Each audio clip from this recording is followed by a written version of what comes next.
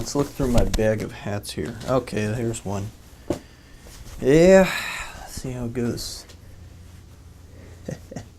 A hoodie and a hat. What is this? Rhinoceros is a film from 1974 starring somebody who we unfortunately recently lost, Gene Wilder, and also his producer's co-star from 1967, Zero Mostel, and everyone's favorite underrated actress from this period. You know her from Easy Rider and 5 Easy Pieces, Karen Black, who we also lost recently. This is what happens when you like stuff when you're young, but the stuff you like is old. All those people start dying. Wilder plays a booze hound again and becomes smitten with his co-worker, played by Karen Black. And then everyone ostensibly just starts turning into rhinoceroses around them. Is that a word, rhinoceroses? And that's really all you need to know about the plot. It's a very sort of surreal tale based on a play by the American Film Theater.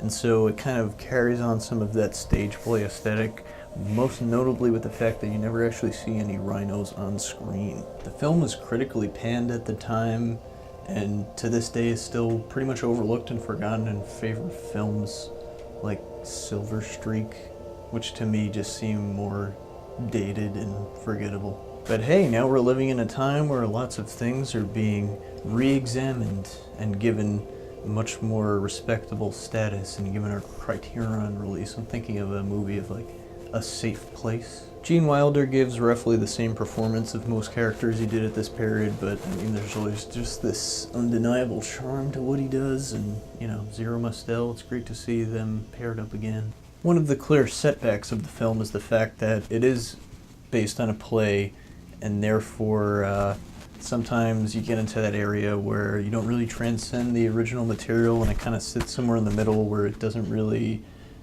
transition that story to film in a way that's graceful enough to kind of contain itself within that medium.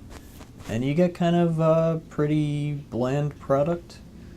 This one is still pretty wacky, but I feel it could have been a little bit more wacky, honestly.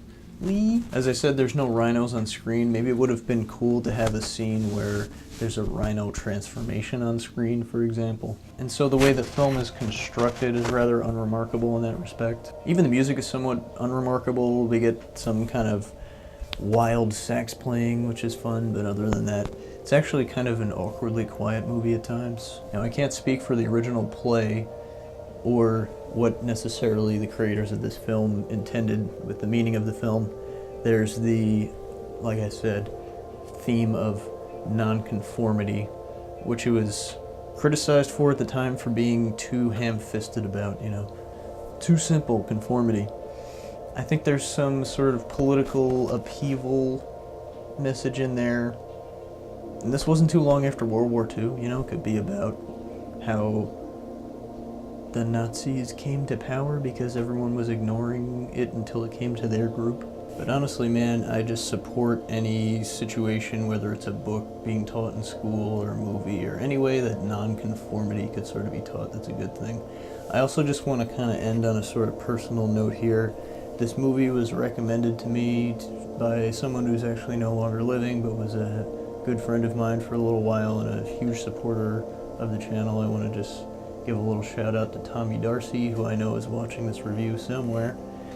And I don't know, the very ending of this movie, to just give it away, is Gene Wilder's the last one who hasn't become a rhino, and he refuses to give in, and he keeps running away, and he finally ends up on the top of the roof, and he's just shouting, "Am I the last one?" And something about that mixed with this coming from my friend just kind of started making me cry right then and there. And so I think that's one reason why this movie so personally has a place in my heart for me now, because you know, I got alright, whatever, come on. Rhinoceros, it's a good movie. I would recommend it. Maybe a little slow building, maybe a little old-fashioned, but you know, it's kind of silly. Gene Wilder's hanging off a telephone pole at one point. It's a funny Alright, I think that's the end of this review. Thanks for watching, folks. Stay sexy.